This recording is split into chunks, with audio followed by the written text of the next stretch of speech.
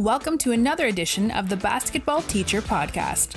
Our mission is to bring you discussions on a wide array of topics in the coaching world to grow players on and off the court. You can connect with us on YouTube, Facebook, and Twitter, and also reach us directly through email at basketballteacherpodcast@gmail.com. Now, here's your host, Coach Mike Hernandez. Welcome back, everyone. Thank you guys so much for joining us here for another episode. Wherever in the world you're listening to us from, whatever platform you are listening to us on, as always, thank you guys so much for the support. Thank you for the kind messages, the tweets, or I guess you don't call them that anymore, the emails, all that great stuff that you send the show's way. I really do appreciate it. I use so much of it as feedback to get ideas for new episodes and for things to bring up to guests and everything. So it's really great that you guys are sending that, and as always, keep sending it that way. Send it to me.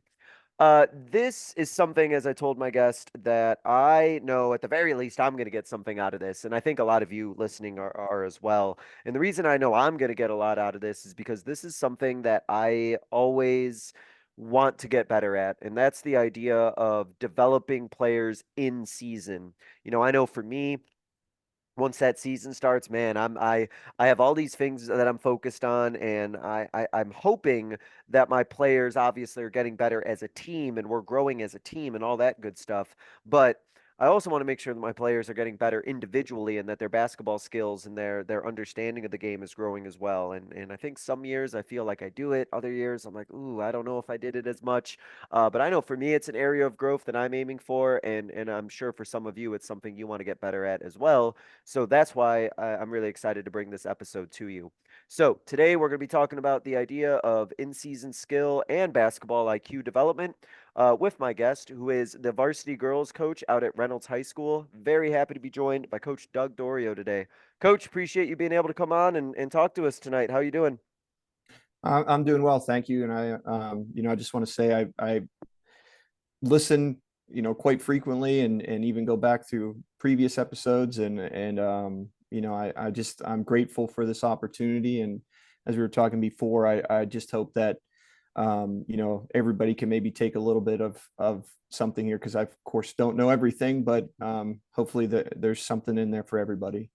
I know I'm certainly certain there is. This is something that, a lot of guests I've talked to who, probably are in the same boat as me, and I've talked to other listeners like, man, just always want to keep those players better throughout the season. So for sure we're gonna get something out of this. Let's start, Coach, with you and your basketball journey and your coaching journey. Where has this game of basketball taken you? I know as we talked off air, you said that you have a lot of experience in different areas. So talk about where the game of basketball's taken you, and where you ended up where you're at right now.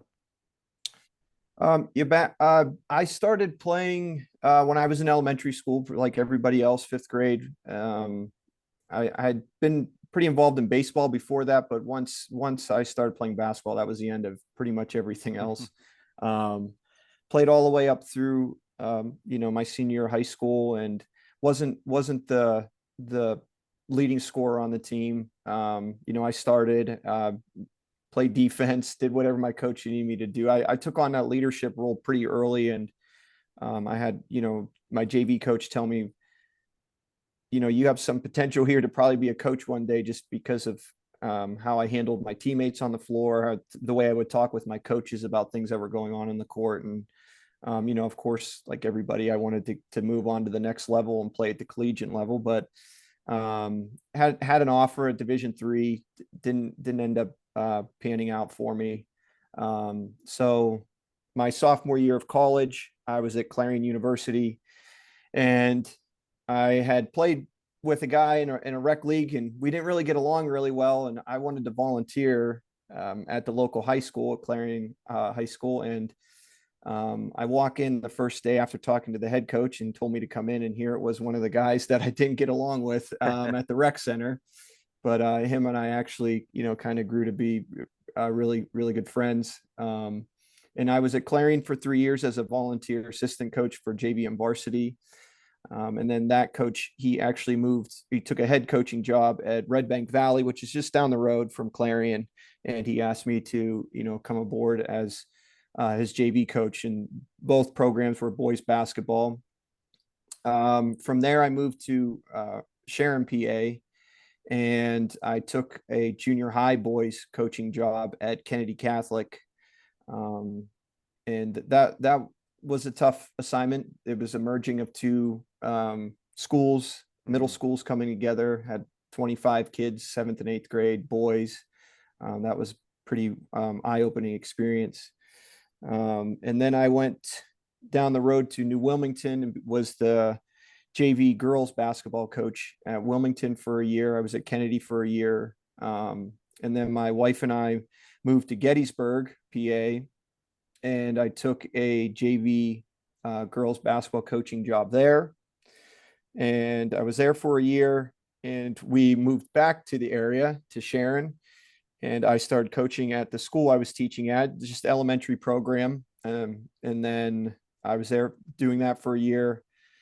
And then I took the head coaching job at Reynolds Area School District for girls basketball. And this was year 6 for me at Reynolds. So I've been around to a lot of places and had a lot of different experiences, and try to, like I said, take a little bit from everything.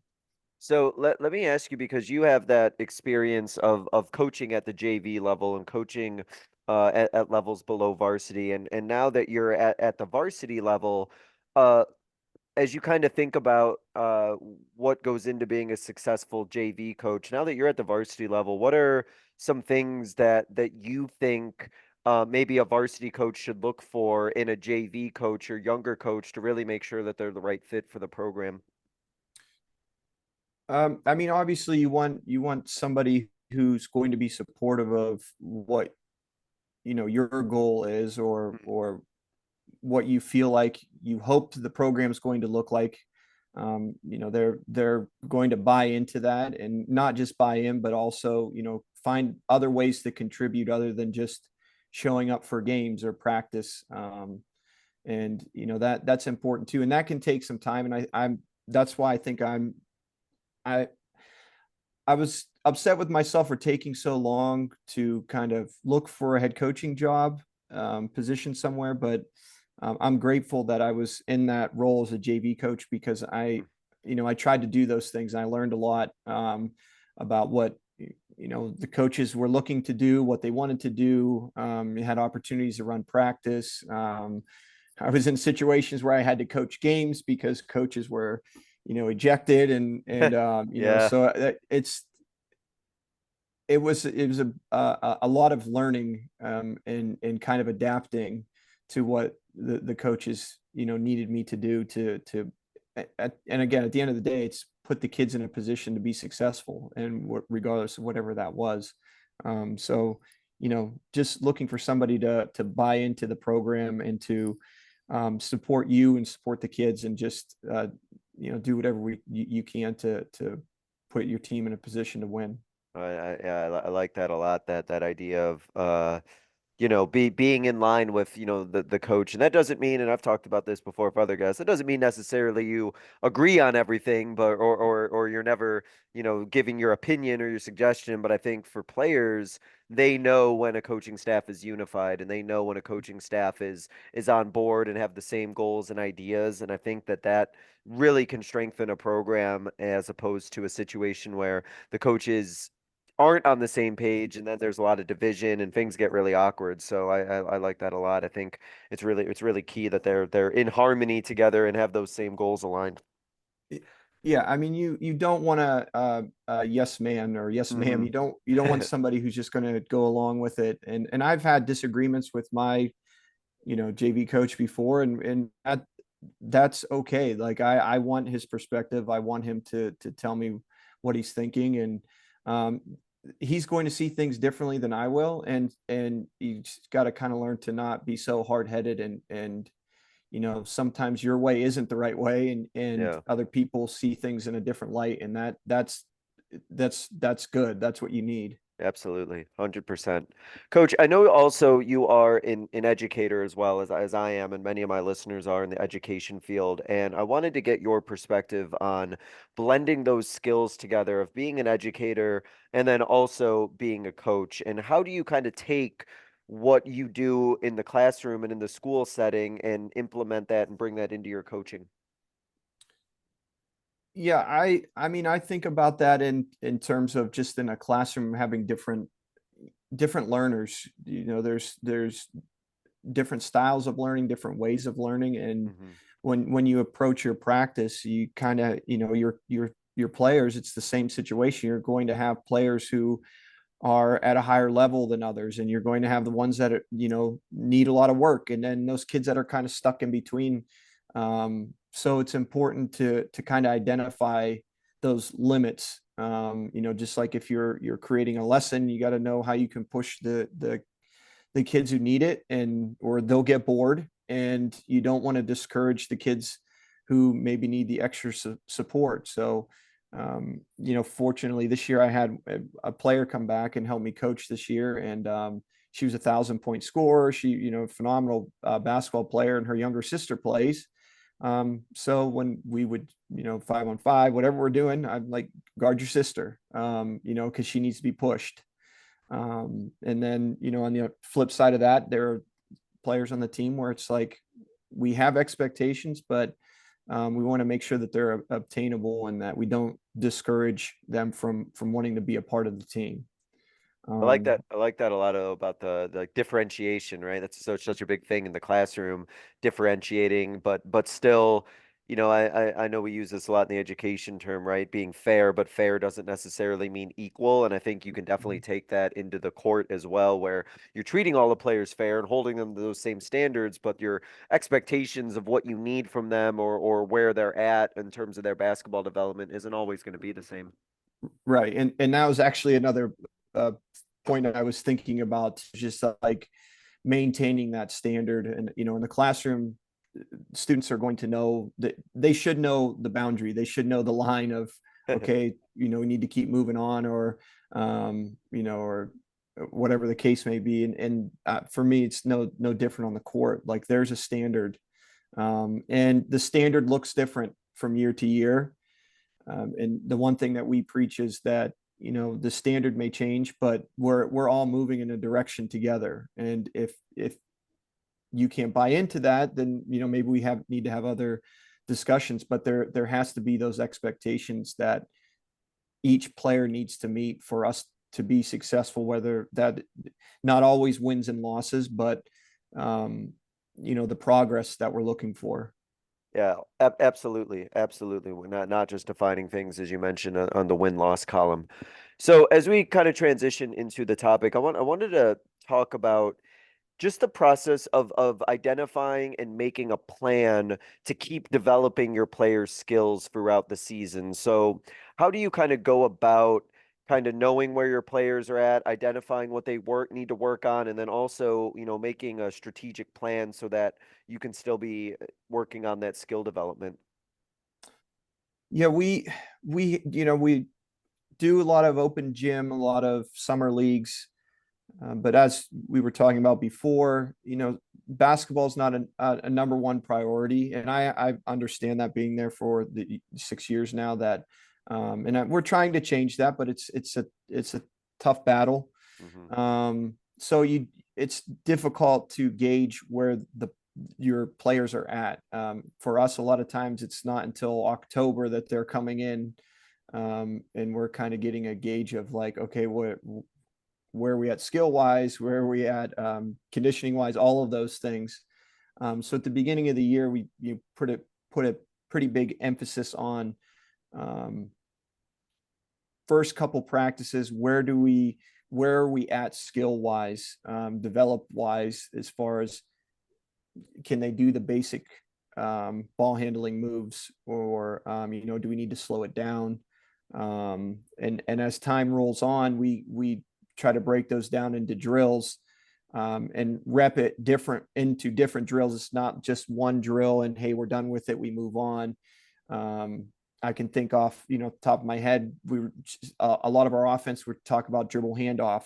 Hmm. So we're looking at, can they do this? So we'll just, run a dribble handoff series and see what happens, and kind of rep that as much as we possibly can. And then by the end of practice or the next couple of days, in a 3-on-3, hey, we can score, but it has to be off of a dribble handoff. Or in one of our small side games, hey, we're looking to score off a dribble handoff here.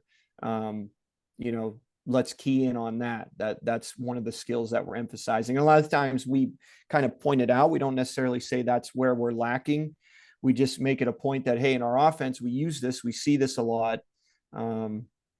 So we're going to hammer away at it and see if there's something there. And for us, we were able to identify right away, like, okay, X, Y, and Z can do this. On the other hand, we can see a few others that are struggling with it.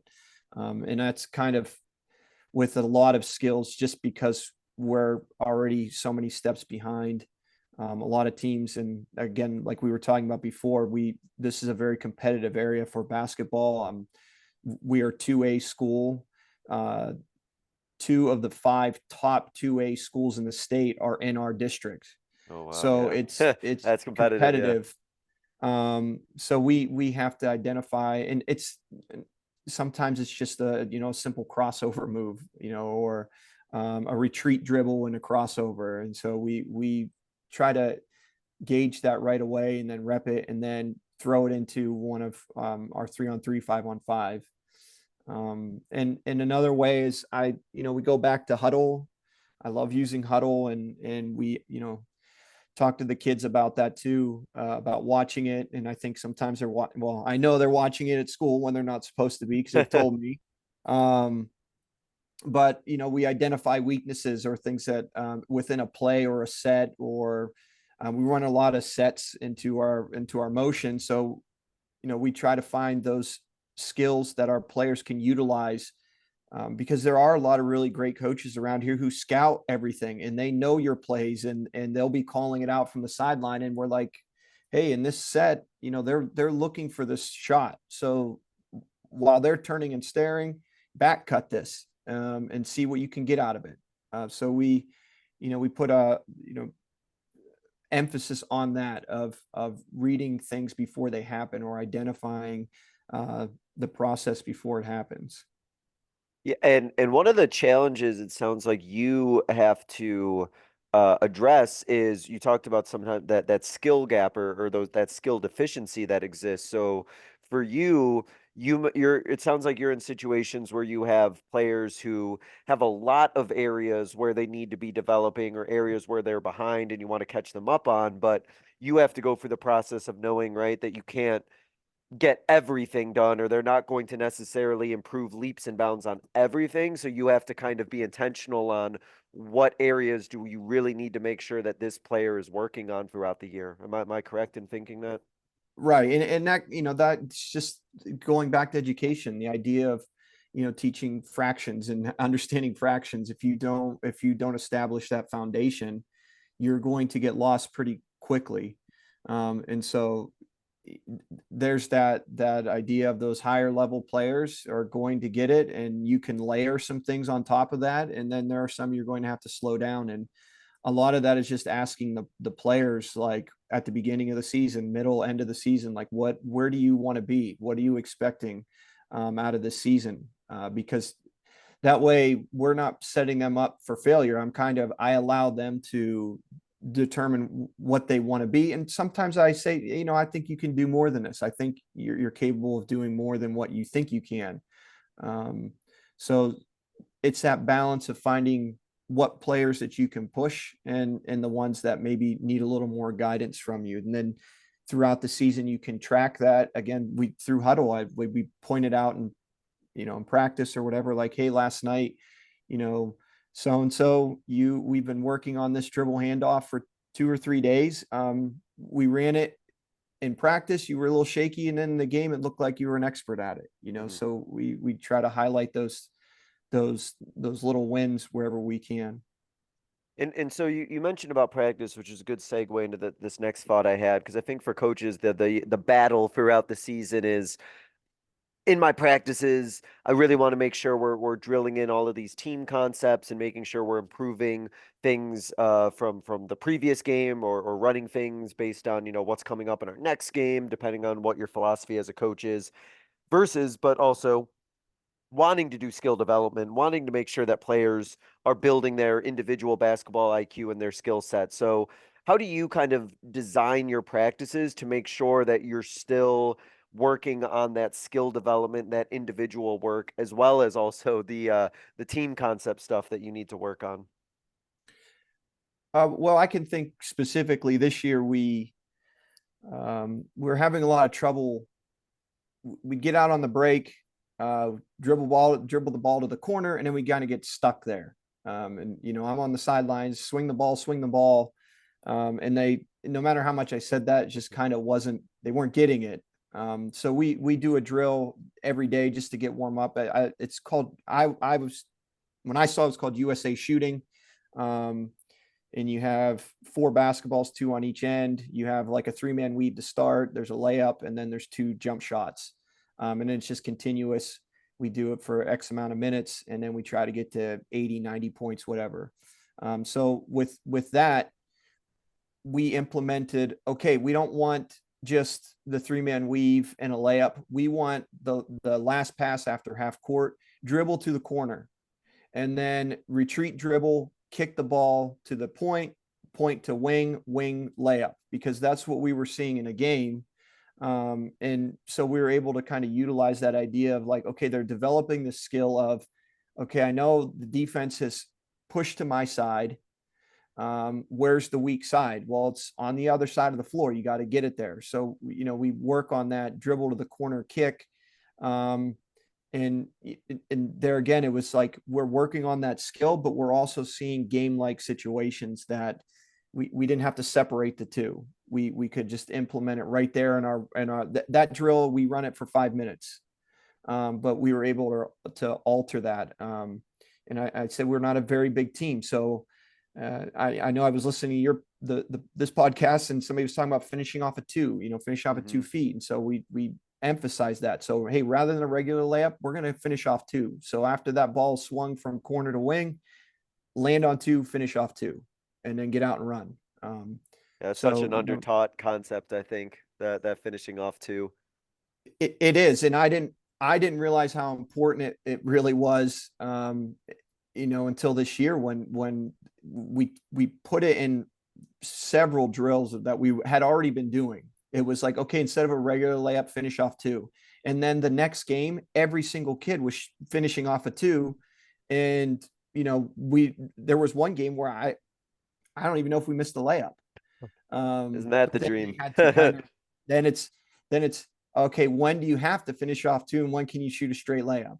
That's then we had a new battle. We had a new challenge of, because if you're on the break, you want, and there's somebody's trailing you, they're a couple feet behind, just finish it. And then we had kids stopping and then, getting their shots blocked, or, all their momentum's going towards the baseline, and they couldn't finish those. That was a whole nother skill we had to come back to and talk about.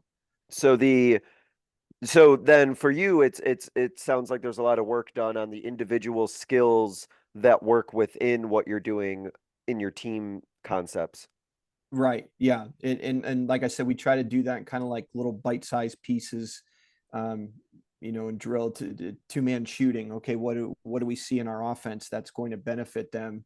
And that could be even just in quick hit plays that we have implemented, where it's like, okay, this is what we see where we get open looks.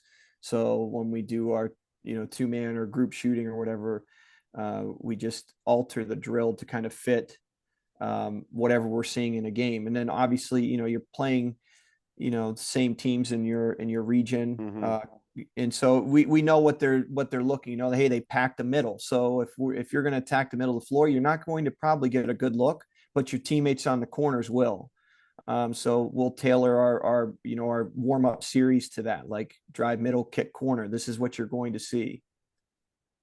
I like that because it just replicates a lot of the work that they do in their team concepts, but also there's just quick decisions that need to be made, and a lot of small decisions that lead up to the success that you're going to have with that particular whether it's a fast break situation or what have you. There's a lot of things that go into it, which I think kind of leads into the idea of IQ development and developing basketball IQ. Is there a lot that your putting into your practice plans where players are making decisions and choices and have to be kind of thinking on their feet and growing as players?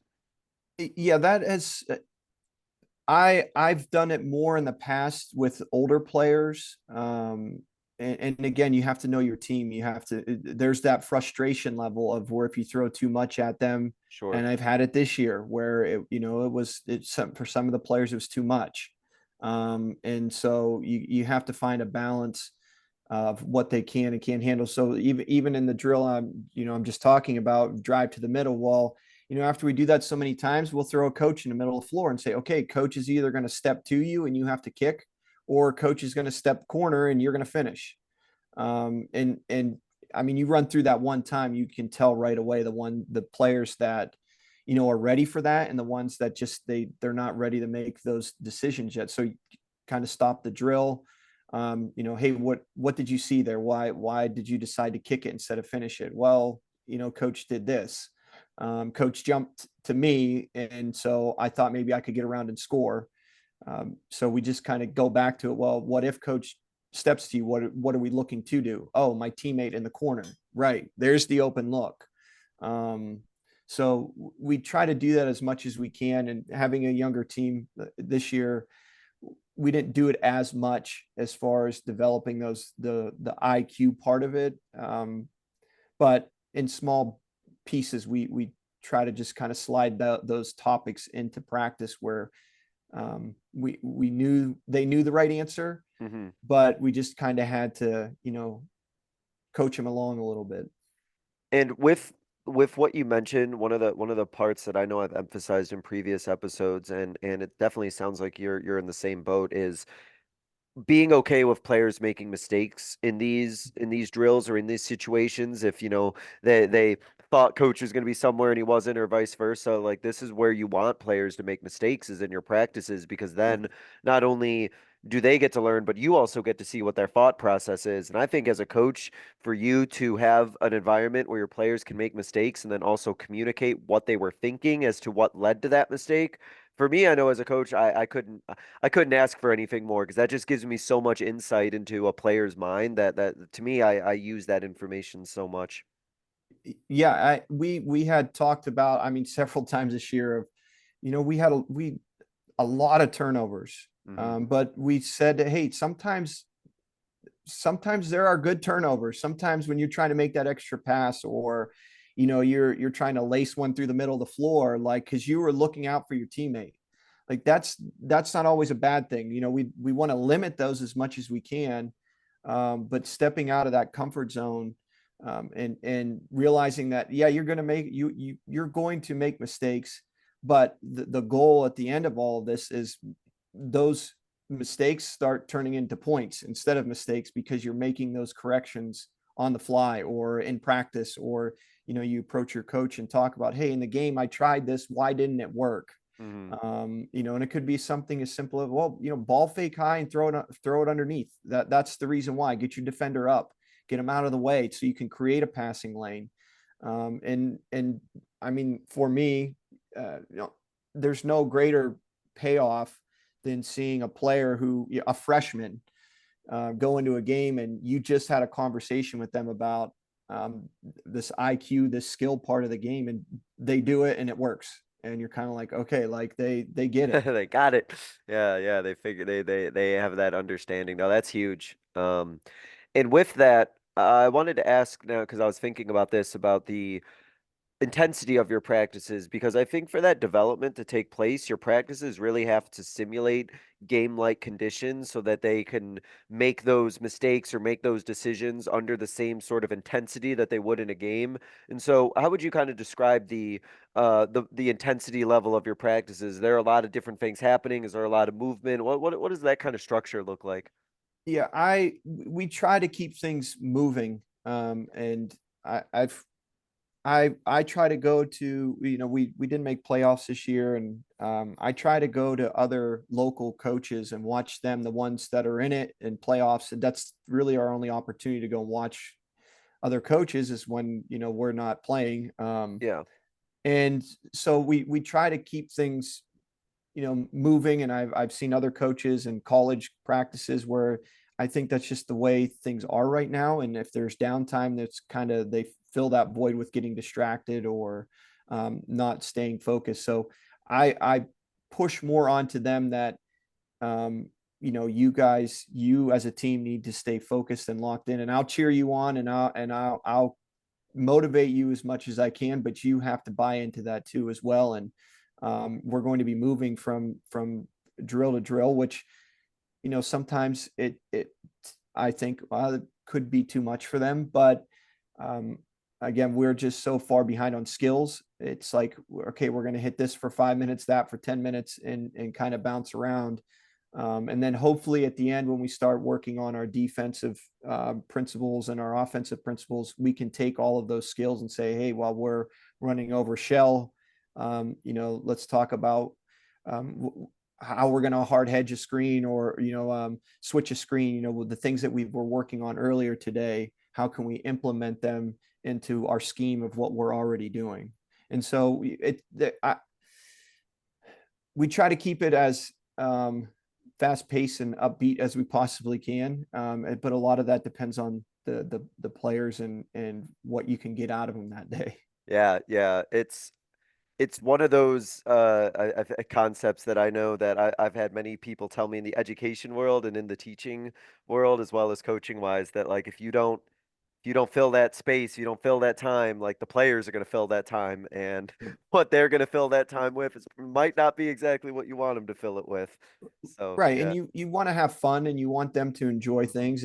But it's like, hey, enjoy that your teammate made a layup or blocked a shot. Like that's when you can get hyped. Somebody kicks a ball out of bounds and they kind of start, getting wild and crazy. It's like, okay, that's not something that we want to focus on or emphasize right now. It's Yeah, yeah. those other things that we want to celebrate. Awesome. Yeah, definitely for sure. What other ways do you think coaches can continue to work on their skills or develop players' IQ outside of a practice setting?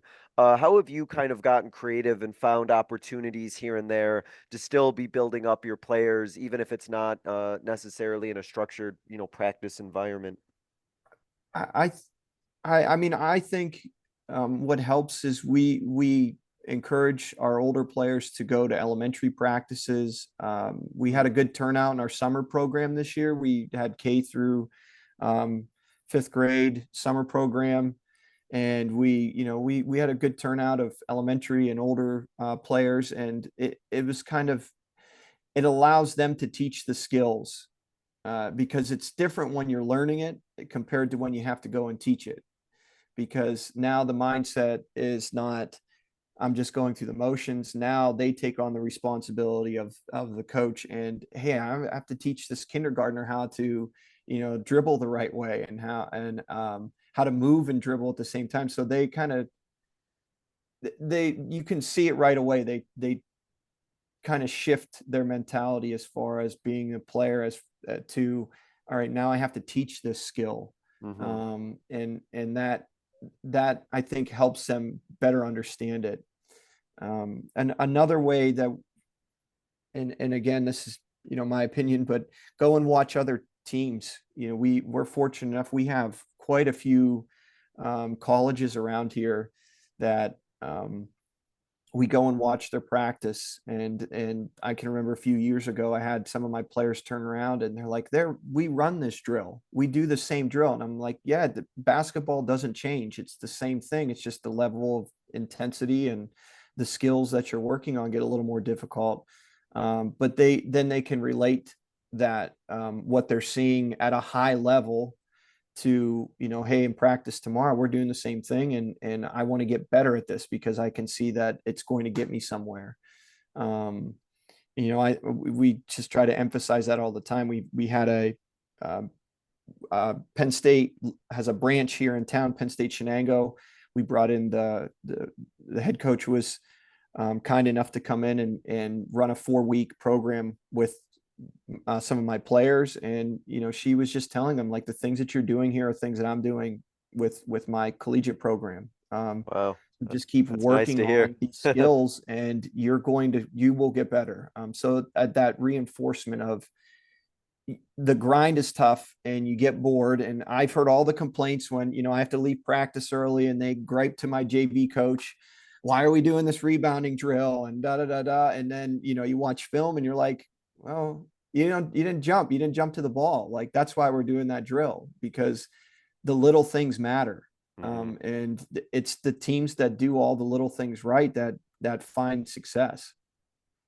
Yeah, and that's always something that as a coach, I feel like I've gotten a little bit better at that over the years. I still want to get better at it now, but putting that excitement and putting that importance on all of those little things, especially those things that players are going to find as a grind, like rebounding drills and stuff like that. I think anything that a coach can do to get players excited or to make it competitive, those things that on its own may not be the most interesting to players, but if anything that you could do to bring that energy and bring that excitement out in them, I think that you're going to see much better results in practice and hopefully in a game. Sometimes it can be tricky to do it, but like you really got to either get yourself excited and get the team excited or find a way to make it exciting for them so that they're not dragging when they got to do those sort of things. Yeah, and I mean that's conditioning is, how hard is that? There's nobody comes no players comes in ready, like I can't wait to run. So we just, we run drills where it's like, okay, it's a competition, it's dribble down around the cone, come back, make a layup, sprint, back pedal, slide. And then slowly but surely that whole idea of conditioning slowly, fades away, because it's not just running line drills or, up and backs. It's you're doing those things right now, you just don't realize it. So Hmm. it's kind of disguising all of those monotonous things that go along with it. And I'm sure I was like that probably as a player too.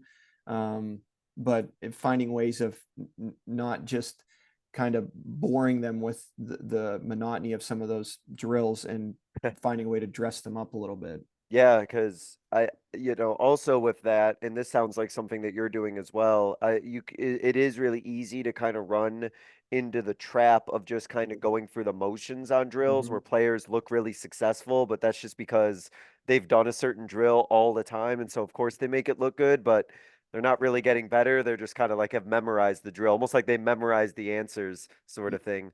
And Yeah, absolutely. And then you can tell they're not getting anything out of it, because they're not focused on what the end result is supposed to be. They're just focused on going through the motions and getting it done and over with. So with that point, and this sounds like something that really does build skills and really builds players' IQs, it sounds like you kind of embrace that idea of practice as being a bit messy or a bit, difficult and filled with errors, and that's something that you kind of embrace and are perfectly okay with. Yeah, absolutely. It's I tell them all the time, like I'm not perfect either. I'm constantly trying to be a better coach, and Hmm. and I don't know what that necessarily looks like, but if I make a mistake, I'm going to tell you that I made a mistake. And what we want to make sure is that if you make a mistake in practice, it doesn't turn into frustration and shutting down, and giving up. It turns into, okay, how do I fix this? What can I do to change this habit that I have? And Yeah. I've had multiple players where they get upset and they're just like, I'm frustrated. I want to do this, but it's not working. And we kind of have to walk them through it. Like, first of all, like being that frustrated means you care, and that's half the battle. If you weren't frustrated and you didn't care, that would be a problem. So it's okay to be frustrated, but you can't just throw your hands up in the air and say, well, I can't shoot this reverse layup. It's too difficult. It's okay. Well, let's work at something else for right now, but we're going to come back to this, because we're not just going to quit on it because it's too tough for you right now. Yeah. And that stick to itiveness, and when players, whether it's that reverse layup or whatever it is, if you have that great practice environment where they can keep working on it, man, when they make it or they actually get that, like they see success of it, like I feel like that's the times when the celebrations are the loudest in my gym, when they finally get that, or it finally clicks. Like there's no better feeling, I think, than for the player when they like see that sense of like, oh man, I actually got that done. I actually did it finally. Yeah, I Love can remember a few years ago, I had a player who she loved shooting the reverse in practice, and it wasn't her thing. And it. all the girls knew it. And then in one of our games, it was a close game. She just went for it and it went in, and they went nuts. And like people in the stands were it's like, yeah, well, she made a bucket, but they didn't realize how much it meant to her that Oh yeah. after all that work of trying to hit that reverse, she finally got one to drop, and the girls knew it too. And I mean, it was like she dunked the basketball. That's what the excitement was like. Everyone jumps off the bench and Yeah, it was everything, and they're crazy. all Yeah, like they were that. happy for her. Oh So yeah, absolutely. That's so cool. Coach, what aspects of the game would you say are maybe undertaught that hinder or affect the player's ability to understand the game? And what areas would you say, like, if players understood this or maybe were taught this, they would really grasp the game at a better level? um yeah, I know a lot of all the all coaches, I would hope and imagine, are doing everything they can to um, get to everything you possibly can. And sometimes a lot of those skills fall through the cracks, and other things take precedent over others. I know for me personally, the past few years, moving without the basketball, is it's I mean, I understood it because that's the type of player I was, but I didn't understand that how difficult it was for other people to do that. Hmm. I just saw a clip from UConn where Paige Beckers was getting yelled at because she wasn't moving. And Gino told her, you can stand there all you want, but you're not getting the ball. You have to do something. You have to go screen. You have to cut. You cannot stand there and just expect the ball is going to fall into your hands. Um, that idea of, hey, your defender is distracted, their head is turned, they move their head for a second to stare at the ball and not keep an eye on you. Do something. And that all season we talked about that because we struggled to score this year. And it was, we're not the type of players who are going to beat people one-on-one. We worked a lot on that this year of just somebody's arm on our hip, and just body them all the way to the basket. But we knew that we need to, when the ball is not in your hands, you need to be doing something. So that's setting back screens, cutting, replacing, setting away screens, whatever that is. Moving without the ball for us was definitely a key factor into this season, and just teaching them that um, even if you don't get the ball, you can put your teammates in a position to get it and do something with it. It's not always about you getting it and scoring. It could be potentially somebody else getting it and scoring. Yeah. It's really interesting what that you made that as your answer, because I mean I go through the same thing where I look at players and we look at our team and like they're not moving at all. Like Mhm. it's everyone's kind of like frozen in place, and people aren't doing something. And then I don't know if you've ever had that experience where players will like say like, "Oh, coach, I am moving. I am doing this, that, or whatever." And I'm like, "Okay, well, let's look at film then. Let's Uh-huh. look at film and let's see what you're doing." It's like, "Oh, I'm just We, standing there." It's like, "Yeah." we Like, "Yeah, always you are say just let the fans watch the game. Like let them yeah, sit yeah. and watch. They don't You have to keep moving. Like I said, even if your teammate is doing something mind blowing, you still have to be doing something. Like Yeah, because yeah, like standing yeah, around is not good, especially at a varsity level. It doesn't matter where you're at. Varsity basketball is intense, and if yeah. you're not moving, you might as well not even be on the court. Like it's funny that you mentioned that Paige Becker story, because I'm just thinking to like a month ago talking to one of my girls and who wasn't really moving on offense. I think she was out there in the corner, and I'm, to what it was that you were saying. I was like, your defender isn't even looking at you. Like you could just, you could walk right behind her. She'd have no idea where you are. It's funny. I have like these flashbacks to things from coaching this year. But no, you're right. And with that, is that something that you've really had to intentionally put into your practice plans? Is that something that's been a point of emphasis for you, where you're making sure that your practices do involve players with a lot of off-ball movement and nobody standing still? Yeah, we'll stop a drill, or whatever, a 3-on-3, whatever, and we'll say, hey, your defender was in at midline ready to help, and you stood at the 3-point line. Like, what? Your teammate attacks the middle of the floor, rather than standing and waiting for a three. What could you have done? Oh, I could have back cut this. Yeah, and so we would talk about that, and by the end of the season, they were getting it. There were a couple teams where they just overplay everything, and they're trying to get steals, they're trying to get in the passing lanes, and we would just, you're going to see this. We in practice, we would say, tomorrow you're going to see this. What do we do? Well, I can back cut it. Okay, what else can you do? Well, if I have the ball, I can, pressure release. I can dribble handoff and give it to the wing. Or we even talk about moves. Like, what you're getting pressured. You're getting so much ball pressure.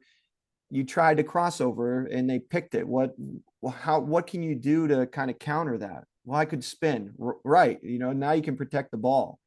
So, we take the time to go over that with them. And like I said, by the end of the year, that's what we talk to the girls about all the time was this doesn't happen in an instant. It needs to be worked on. You need to be put under pressure, and you'll see if you can make those changes and those adjustments in game. And I was just talking about that one-on-one drill because we're just so timid.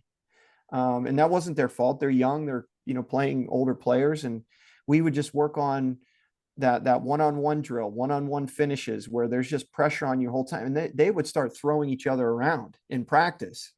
And we're like, okay, well, let's see this in a game. And my only junior this year, it was our last game. Catch the ball in the corner, shot fake, drive baseline. Girl jumps on her hip. She power dribbles, lands on two, finish and one. And those are things that we have been working on every other practice, or at least once or twice a week. And it was just such a relief to tell her, like, wow, like you did that, and you can do that whenever you want. You can do that whenever you want. It's that mentality that you gotta have of, I gotta push through this barrier and realize that I can do a lot of really great things, but it's not easy, and you got to put a lot of work into it.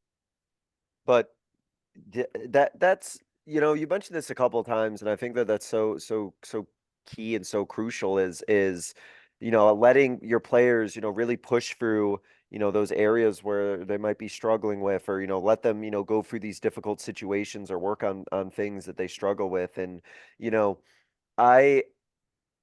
I think for me, I've always kind of wanted to have our players, work on things that they were, pretty good at, and maybe, not, do those things that were really frustrating, really difficult for them. But, I think I've sometimes done a disservice to them in practices by, allowing them, not pushing them to that part of discomfort enough. And I think if you have a really good culture for your program and your players, as we've talked about earlier, can really get comfortable being uncomfortable, you can have so much failure in your practices, but you'll have, like, in some cases, you could have the best practices ever, even though that there's so much failure and so much difficulty happening during them. Right. And we didn't have, a 20-point score or a Hmm. 15-point score on our team. So it was like the floor's open, Yeah. you're not going to know your limitations until you get there.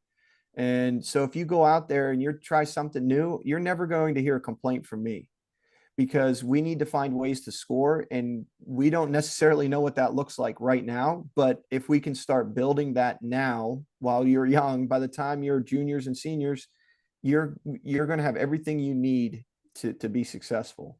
Yeah. No, I 100% agree.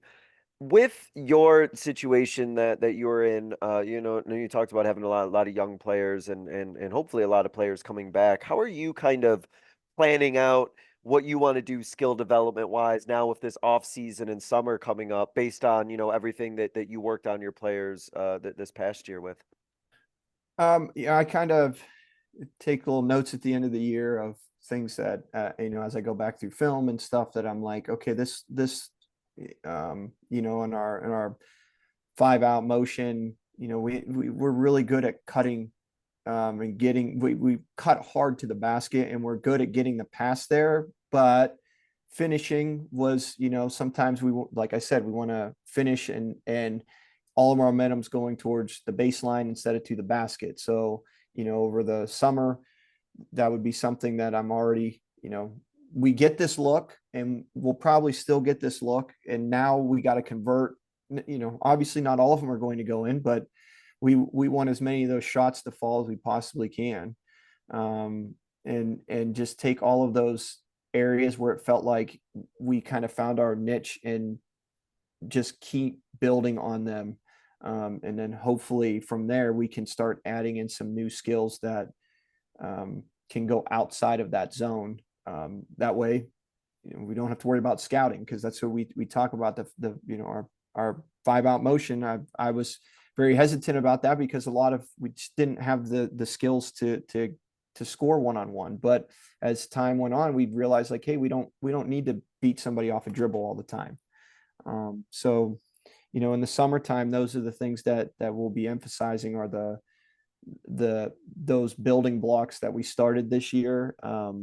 And how can we keep pushing that envelope there of getting better, not just in what we feel comfortable with, but what we may see down the road. And it sounds like one of the benefits in the system that you have in place is that you've been charting this stuff from the beginning of the year. And so you already have this data, you already have this information about this is where you guys or girls were, and this is now where we need to get you. And I think that that's really valuable to, have data that you can bring in to make a real effective plan for the off season in the summer, based on everything that happened last year. You're not kind of going into it blind, or, there's no guesswork really involved. It's the data's all there already.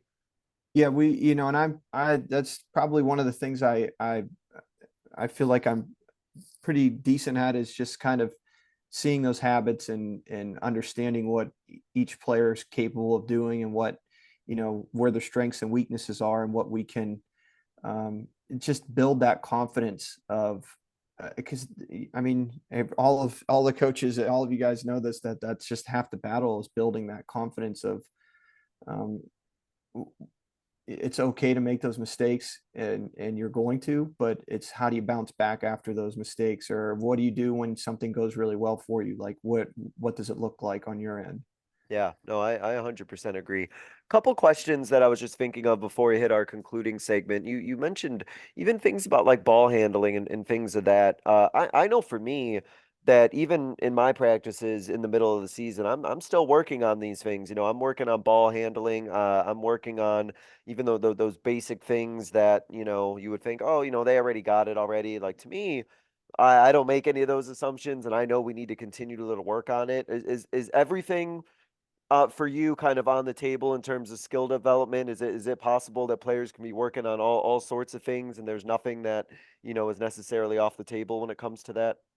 Yeah, there are years, where we've had players where we didn't have to focus solely on, one, like a ball handling drill, um, and we could almost combine them with something else. I try to do that as much as possible. I try to find Hmm. drills, or I even in my head just come up with, okay, I like this aspect of this ball handling drill, and I like this shooting drill. How can we kind of weave those together, so we're not spending 20 minutes, we can spend 10 and still get the same, the same process, the same results that we want, without taking too much time. So with the team I've had this year, we spent a lot of time on skills. And within that, we tried to do, 3-on-3, 3-on-2 stuff, where they're working on that competitive side, the playing side of just being a basketball player, but we're able to weave in those skills that we feel like are essential to helping them just be successful. One thing I think about is just like, before you put the ball on the floor, like, what are you going to do with it? So, set parameters within a 3-on-3 situation of, okay, before you put it on the floor, what's the end result here? You're going to get a ball screen. Are you going to fade it? Are you going to attack off of it? Are you going to kick off? Like, what do you want to do with that? So this year we didn't try to combine too much as we have in years past, just because we knew that those fundamentals really needed to be pushed more so than kind of combining those different skills.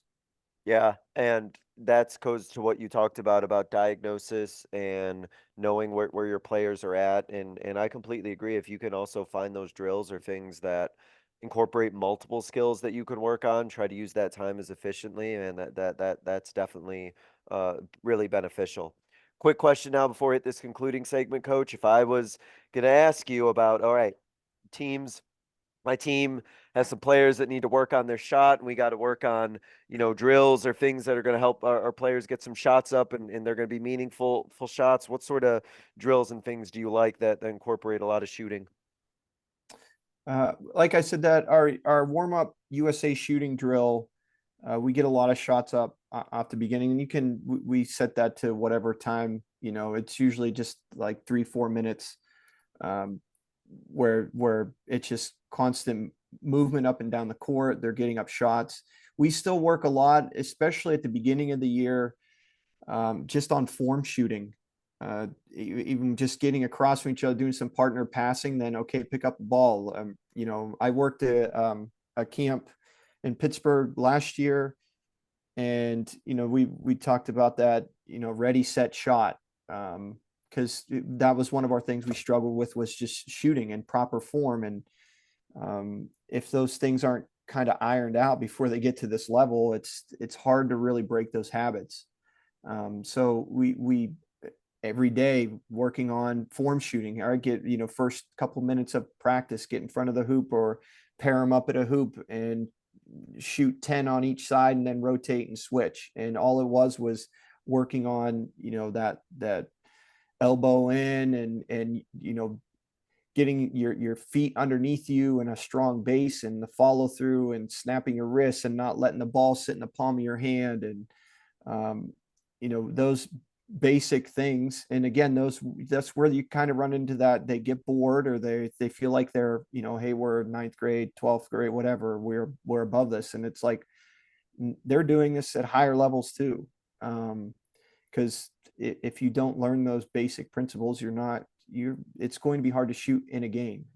So we try to, we'll do partner shooting, but we want a hard closeout. We say play dummy defense. So you kick to your partner, run at them with a hand up. We don't want you blocking shots, but we don't want just this cushy feeling of I'm going to get wide open shots all the time in a game and have nobody ever, running at me or sprinting at me. So we really will stop. We'll not necessarily stop practice, but we'll go over to individual players and say, okay, look at your feet. Where did you land? Mm-hmm. Or we'll ask their partners, did you notice anything with their shot, like where their feet were before they took off? And I had a player who one foot's flat and her one foot is up, and she just couldn't figure it out. And I, let her work through it. And I said, okay, get ready, get in your shooting motion. And, so what's the problem with your feet? Well, one's up, one's down. I said, okay, where's the problem then? Well, I'm off balance. I said, okay, so do you see why you're pushing the ball and not shooting it? Like, oh, well, then I turn my back and there she's, 6 shots in a row. But I'm like, now the hard part is, can you do that in a game? Can you Can you replicate do it? that off the dribble? So yeah, we shooting was a big emphasis for us this year. And I mean, some of them got better, some of them stayed the same, and that will be on the top of our list for summer stuff to work on. It's so cool that you mentioned that, because we instituted the word rule is always funny to me, but a policy, I guess, where like players cannot do anything on the court shooting wise unless they've warmed up and done like one hand shooting and then partner shooting. We kind of Mhm. tried to make the concept of being on the court and being able to shoot that basketball kind of a privilege and something you got to work up to.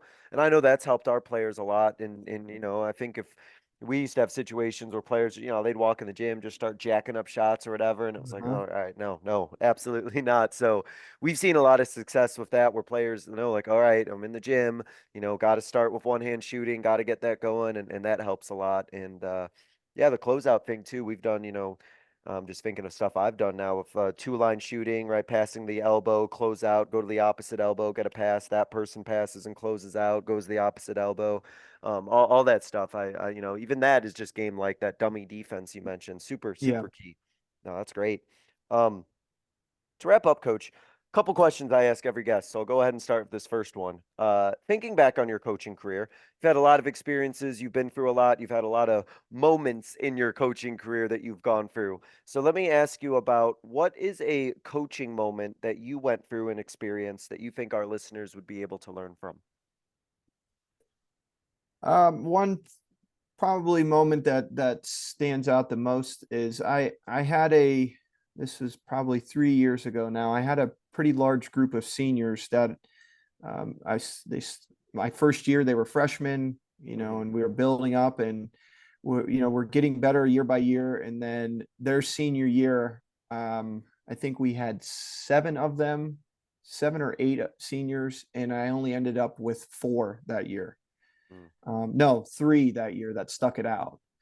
For me, it was, and again, this is why listening to this podcast and talking to coaches is so important, because you feel like, okay, what did I do wrong? What did I say? Why they stuck it out for 3 years, and then they have one more year to go and they decide to quit. Um, so I had reached out to he's a coaching mentor of mine. He coaches well, he has since retired, but he took over my high school program in Ridgeway after I had graduated. And I reached out to him, and I'm just frustrated because we were looking forward to this, this moment of all this hard work, and just seeing, this was going to lead to. And he had been a coach for 25 plus years, won multiple championships, and he just said, sometimes you want it more than they do. He's like, and you have to live with that. And I don't know, I never really thought about that, because in my mind it was like, well, if you're involved in a sport, for me, being involved in basketball meant that I loved it, and I didn't want to give it up as a Yeah. player. And so it was really hard to understand that sometimes it didn't mean that I was a bad coach, or that I did something wrong, or I could have. I'll never really know. But it just meant that their level of dedication, or how much they enjoyed it, just wasn't what I thought. It wasn't the same thing as mine. And that was a tough lesson that I kind of learned, that like not everybody loves the game the way that you do. And that's okay. The most important part is, for those players who are there just for their friends, or they, just because, like, can you get them to the point where they're getting better, and they slowly but surely realize, like, okay, this is something I do like, and I want to, I want to stick it out. So it's frustrating. It was frustrating for me, but um, you gotta kind of learn to enjoy those moments, even when you're taking those bumps. And that year I only had 7 kids, so Oh, wow. we had Yeah. 7 kids. I had second game of the season, one of my juniors tore ACL, so then we were down to 6. um we I ended up getting COVID, and we were at a holiday tournament. One girl was in Indiana. Oh, man. So we had 5. My junior high coach had to coach for us. One of our girls fouled out, and we finished with 4 players on the court with 5 minutes left, and we still lost by 8. Isn't that And then something? that year we went to playoffs. I mean, nobody was, and I kind of left it up to the kids at the end of the year. Was just like, I know you're tired. I know you guys have put in all this work, and what do you want to do? And it, here in District 10 PIAA, that's well, especially for District 10, it's, you can opt in, but you're not going to get selected. You don't always get selected, and Sure. they only take 8 teams out of 14 in AA, and we were one of the 8. Um, Wow. so it was that was the high and low of that season. But I just kind of realized that you're going to have those moments, and you got to learn to kind of roll with it. Yeah, what a roller coaster, right? Like there's so much you can learn just within that experience of itself. You know, you talk about the highs and lows of the coaching profession, right? Oh, that's incredible. 7 players too? Wow. Yeah, it was, and then I can remember at our playoff game, I had a opposing parent come over to me as we're walking in at halftime, and they have I have 6 kids here. What do you do at practice? And I go, well, you're looking at the practice team. I have to play. Like I have to Yeah, run the I've floor been with them, there. and it's fun. I love it. I love being out there, and but when I'm doing that, I can't stand and watch what's going on, and it's hard to Yeah, stop yeah, the practice. But yeah. we've found a way to make it work. So. Yeah, I mean, you talk about a no excuses mentality there, just find a way and adapt. That's incredible. Thank you for sharing. To wrap up, Coach, I give every guest what I call a 60-second soapbox, your platform to kind of get out a final message, a closing thought, a final idea to leave the listeners with. I certainly will not time you, so you are welcome to go over 60 seconds. But, Coach, I'm going to go ahead and give you the floor, and I'm just going to go ahead and let you take it from here. Okay, well, yeah, I mean, first I would, like to say a thank you for this opportunity. I said I've been a listener for a while now, and I we were talking earlier. I have my notes app up when I'm listening, and every episode I've listened to, there's been something within that I've been able to take and implement and practice right away. Or, I have a whole for next year, like things I've heard that I want to implement or try out. That's first and foremost. This is just a great opportunity. And especially, the just being a coach who's in a struggling situation, still having the chance to kind of, get some ideas out there. I, like I said at the beginning, I hope that there's something within this that maybe there is somebody in the same situation as I am, and there's a little bit within that they can pull from that and say, yeah, you know what, I can relate to this, and I'm going to try this, or whatever or just to have that kind of shoulder to cry on situation. The other thing I would probably, I was thinking about here, and I think about a lot of, is when I first started coaching, I'm not an outwardly like uh, a mouthy person. I wasn't like that as a player. It's more internal that competitive side comes out. But I've learned over the past few years to look not like at as my fellow coaches in the area as competitors, but more as as coworkers. So I would encourage a lot of, especially newer head coaches, to go out, watch other practices when you get time, and talk to other coaches when you get, because it can feel very lonely in this world, and you Hmm. feel like nobody can relate to what you're going through, and nobody can understand, if you have parents who are upset with you, or players, or a game doesn't go your way, or something goes really well and you just can't really um, kind of put into words how you feel. It's having those um, fellow coaches that you can talk to, confide in, because a lot of times they're going through the same things you are, and they can relate to you. You know, it's important to have those kinds of relationships with people when you can still be competitors on the court, um, but kind of lean on each other in those times when you need just different perspective, because you're all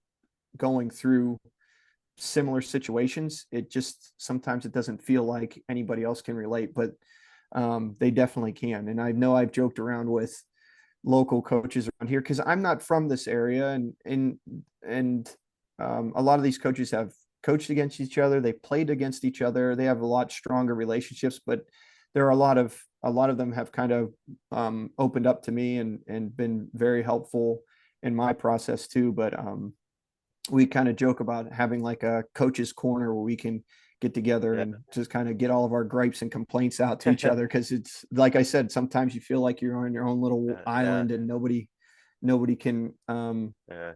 relate to you. And Right. so yeah, and then the last thing I would say is get involved with the collegiate level. I'm fortunate enough, there are 3-4 universities, colleges within 10 miles of where I live, 10, 15 miles.